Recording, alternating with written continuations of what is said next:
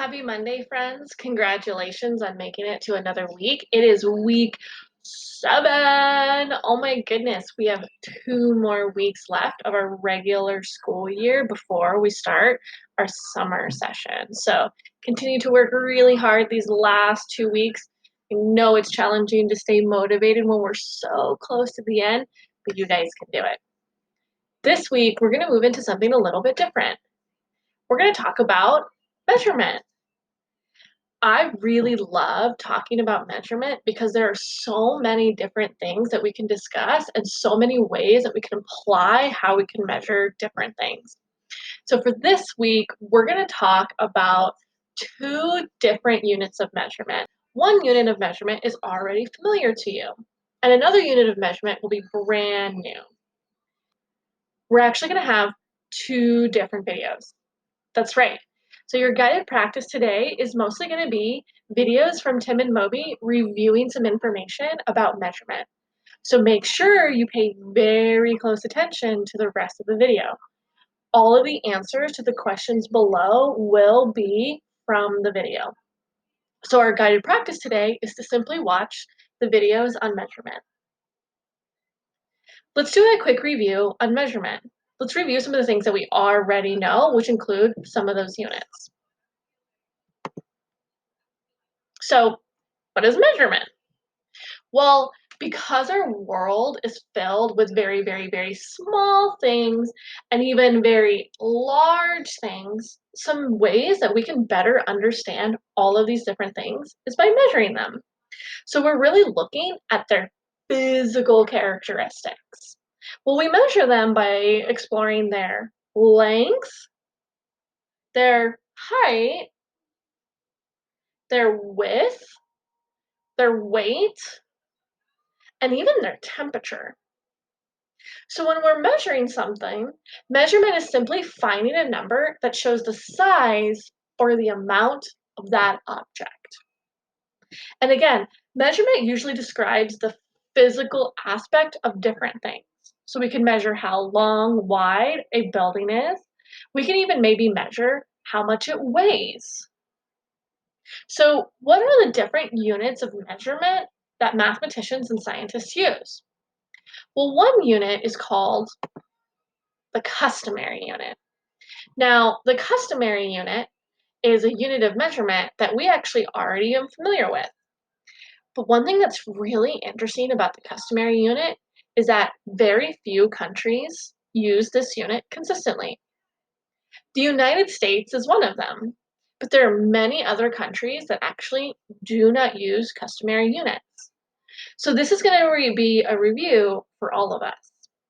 Well, what are the different customary units?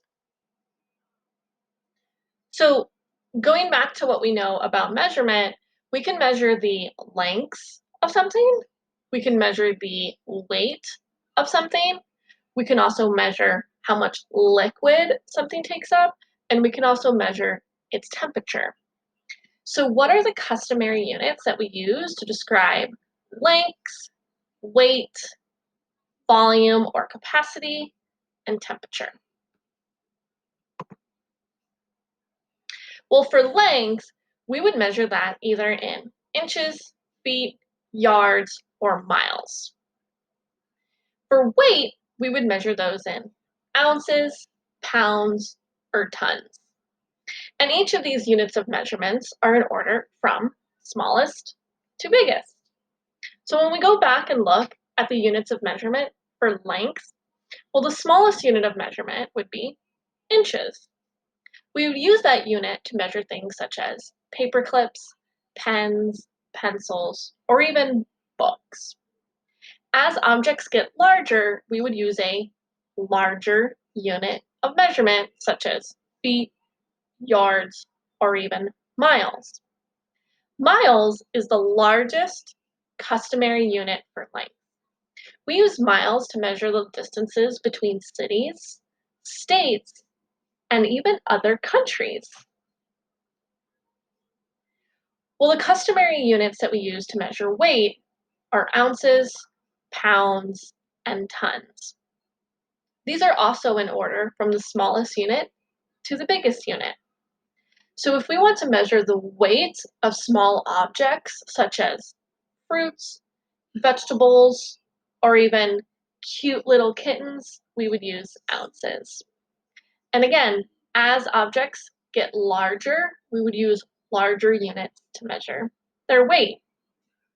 Our weight is measured in pounds. Larger things such as buildings, trucks, even heavy metal or even gravel would be measured using tons. Okay, now let's talk about volume and temperature in customary units. Let's move over here. I think that works.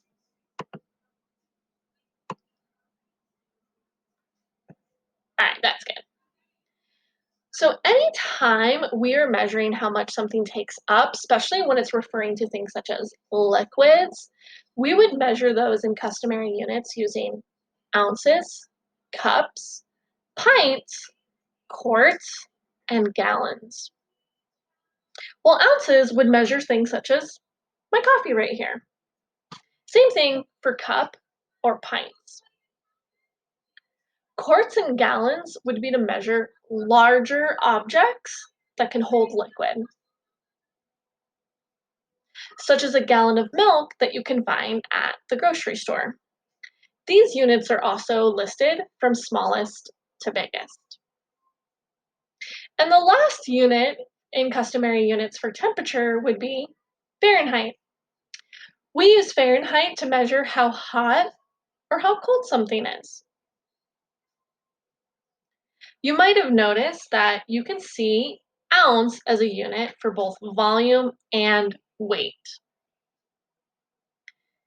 Don't get these confused, as this is a pretty common practice. What this means is that sometimes we measure objects' weight using ounces, and sometimes we also measure objects' liquid capacity using ounces as well.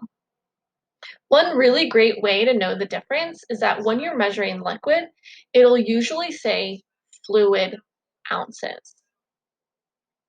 Now let's go ahead and talk about a new unit of measurement, which is called the metric unit. This is the most common units of measurement that are used throughout the world. While it will be new to us, I promise it'll be pretty easy to remember and review.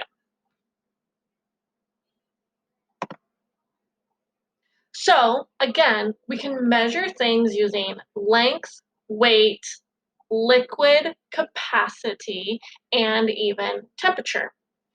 In metric units for length and for weight, those units would be milliliter, centimeter, meter, kilometer. For weight, they would be milligram, gram, and kilogram. You might notice that the suffixes of each of those words either ends in meter or gram. Just like the customary units, these are in order from smallest to biggest. So when measuring length, the smallest metric unit would be millimeter. The largest metric unit would be kilometer or kilometer. That would be the unit that you would use to also measure the distances between cities, states, and other countries. When you visit other countries, when you're driving on the side of road, you notice that all of the signs on the side will now say kilometers instead of miles. For weight, the smallest unit would be milligrams, while the largest unit would be kilograms. Let's go ahead and move over here again. Okay, for liquid and temperature, well, for liquid, that would be milliliter and liter. Most of us actually already know what a liter is, as those are pretty common to see as really large soda bottles.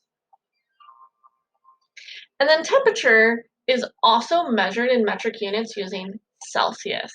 This is definitely different than the unit of Fahrenheit. Similarly to length, in other countries, they measure their temperature using Celsius. Let's now go ahead and get a more in-depth review of customary units and metric units with our friends Tim and Moby at BrainPop. Enjoy the video.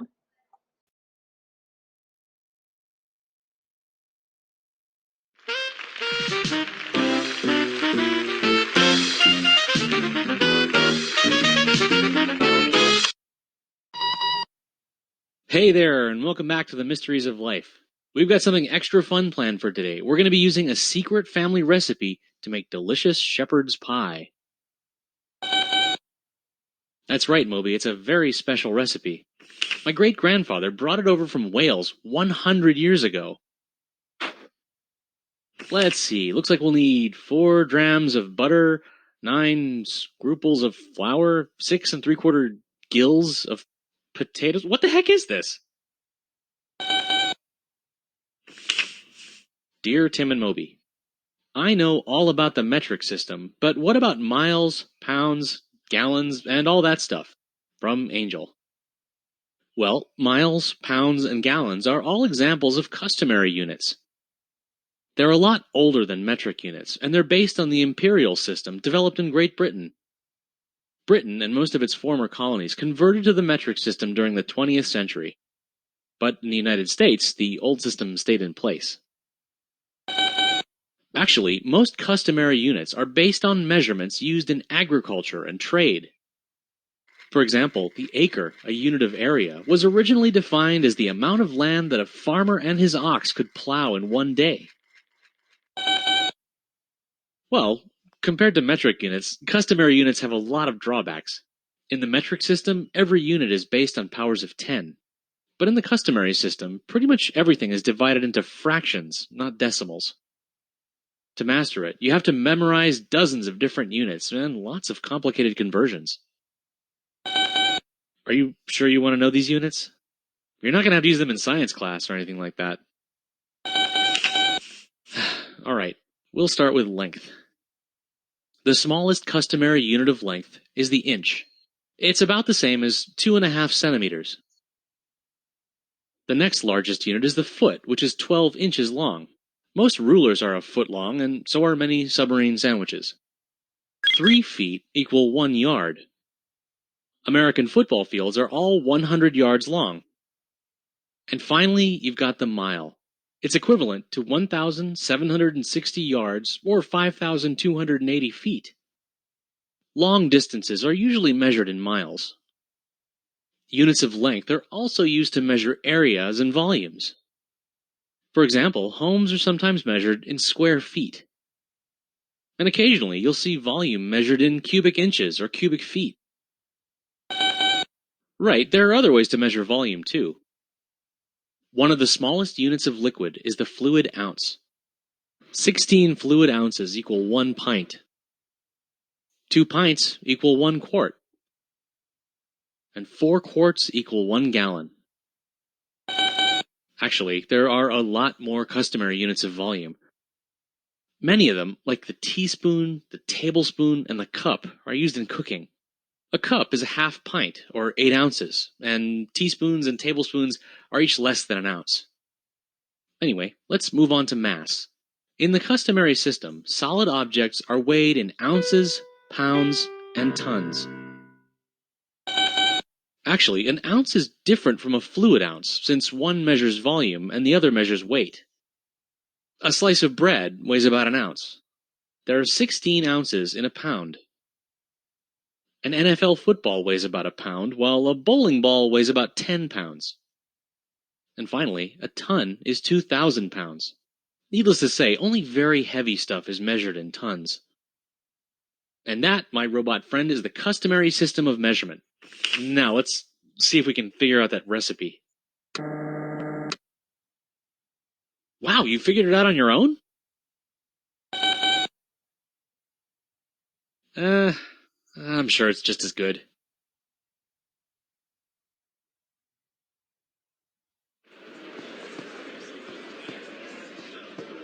Sorry, all they had left in the fridge was chocolate milk. Hey, what gives? King Henry doesn't usually drink chocolate milk? Yes, I know it's a metric thing, but what does that have to do with anything? Dear Moby, help. There are too many metric units.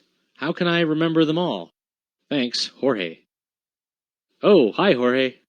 You know, it might seem like there are a lot of units in the metric system. That's the decimal-based measurement system used by most of the world.